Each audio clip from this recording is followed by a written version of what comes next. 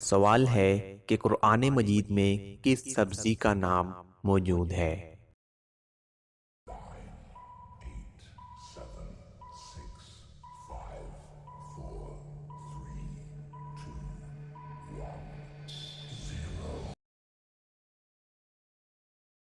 اس کا جواب ہے ساگ، پیاز اور لہسن۔ سب سے پہلے بیعت رضوان کرنے والے صحابی کون تھے؟